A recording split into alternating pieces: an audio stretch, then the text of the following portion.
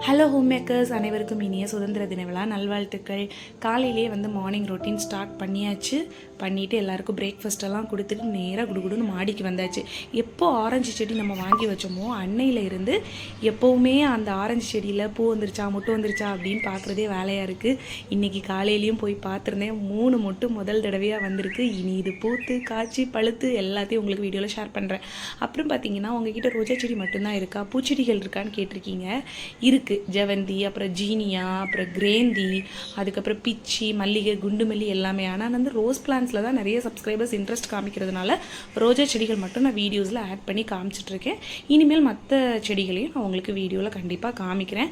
And நம்ம தோட்டத்தில் பூத்த ரோஜா செடிகள் எல்லாமே உங்களுக்கு ஹாப்பி இண்டிபெண்டன்ஸ் டே சொல்ல ஆசைப்பட்டாங்க. ஸோ என்னோட சப்ஸ்கிரைபர்ஸ், அதுக்கப்புறம் இன்ஸ்டா ஃபாலோவர்ஸ், ஃபேஸ்புக் ஃபாலோவர்ஸ் எல்லாத்துக்கும் இனிய சுதந்திர தின விழா நல்வாழ்த்துக்கள்.